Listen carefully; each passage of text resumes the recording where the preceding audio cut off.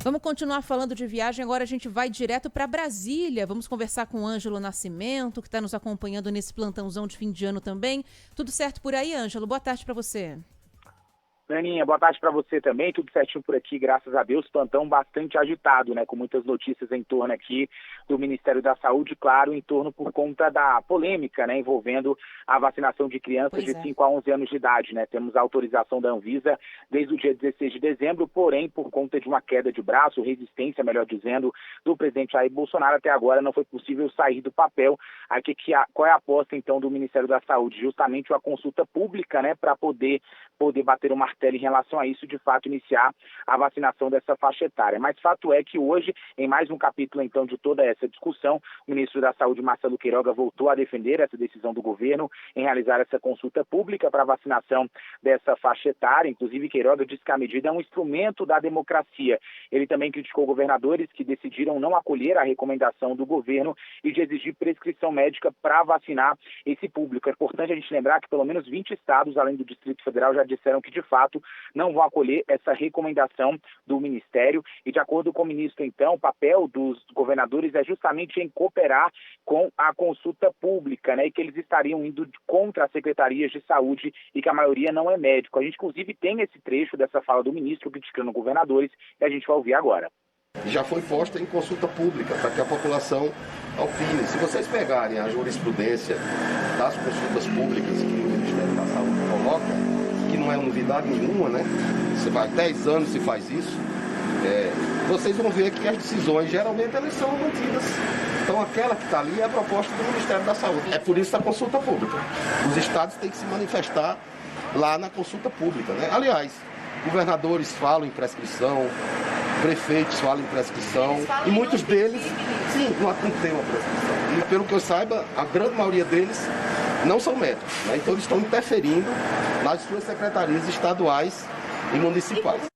Bom, é uma contradição aí clara na fala do Marcelo Queiroga, né? Porque ele fala que o assunto vai ser debatido numa consulta pública que é aberta para pessoas que queiram participar, que queiram opinar, não necessariamente médicos, né? Pessoas que não têm o conhecimento necessário, muitas vezes, para falar a respeito do assunto. Mas critica gestores públicos, prefeitos, governadores que estão falando que não vão exigir comprovante médico ou pedido médico para realizar a vacinação em crianças. Uma fala absolutamente contraditória do começo ao fim e que nada mais parece do que uma tentativa de ganhar tempo, né?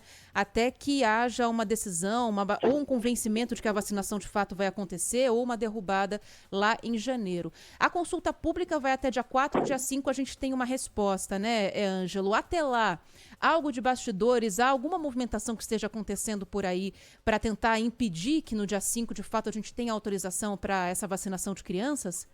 O que o ministro da Saúde tem dito é isso mesmo, que espera finalizar a consulta pública no dia 5, mas segue batendo nessa tecla, né, que defende a vacinação, mas desde que esteja, então, acompanhada dessa prescrição médica, mas acontece que os governadores não aceitaram muito bem essa sugestão, essa recomendação feita pelo Ministério da Saúde. Agora, um detalhe bastante importante, viu, Aninha, de se explicar para quem está acompanhando, é justamente sobre como essas doses vão chegar, porque precisa do Ministério da Saúde definir nesse cronograma o quanto antes para que se tenha uma logística que é um pouco complexa, né? Porque tem diferenciações dessas doses pediátricas, né, voltadas para a imunização desse público infantil, diferente então da imunização de adultos, né? O rótulo laranja também, 10 microgramas, é a quantidade aí de doses bem diferente então em relação à quantidade das doses aí, então para adultos, né? Então tem toda essa questão. O que diz o Ministério da Saúde? Porque anexou junto a essa consulta pública um documento. Nesse documento fala o seguinte, que tem sim um contrato com a Pfizer, com previsão da chegada no ano que vem de 100 milhões de doses